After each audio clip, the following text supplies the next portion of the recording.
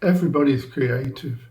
Everything is creative. We live in a world that some of us, describe as being created by a creator.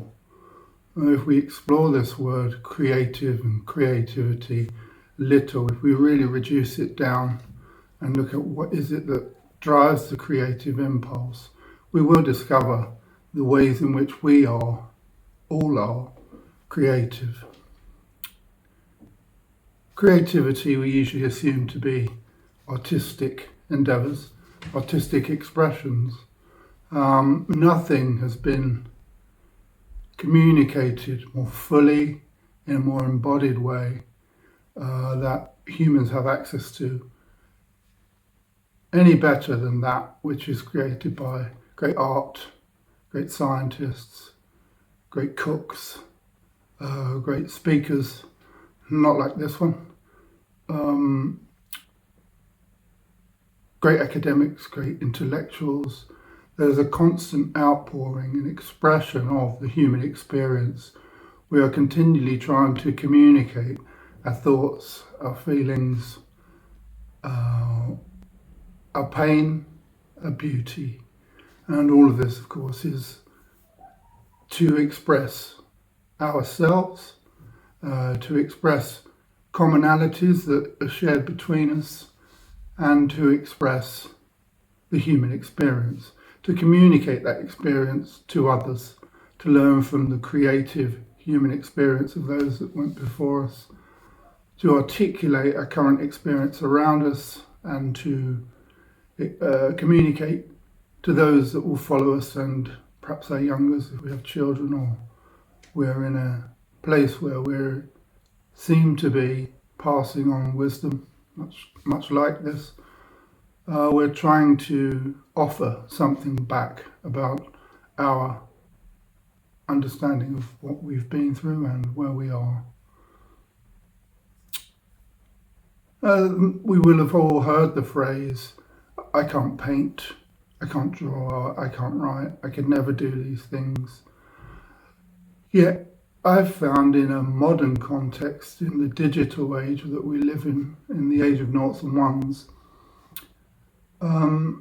access to resources, those are computers and digital technology, that have enabled me to express my own personal experiences, and my own momentary manifesting, my own sense of awakening and being, and the accumulation of all previous experiences through using digital resources to create images. Much of the imagery on the social media channel that this conversation may be on are messing with pictures, I might say, on different cell phones and computers, and using different applications to distort images to such a degree that an ordinary light bulb suddenly becomes some interesting and expressive piece. These are done in an effort to allow for the creative pulse to manifest out through me. I've had the gift most of my life of being in touch with, as we all are really, but being somewhat aware of that inner necessity to express, and struggling with words just as much as I am here. As you can hear, my verbal communication isn't my most fluid expression, though I do give it a go, try. But I made music for 30 years, have written for the last 20 years, maybe 22 years, in various ways and at various times. And through the advent of digital technology, have more or less constantly been sitting in front of a computer expressing myself.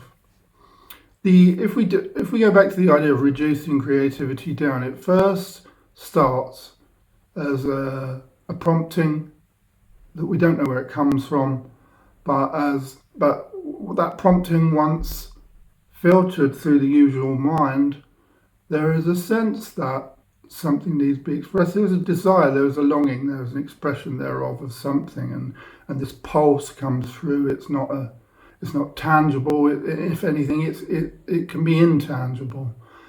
Creativity doesn't come from the thought, I'm going to do a painting and it will be like this. It comes from precisely the absence of that.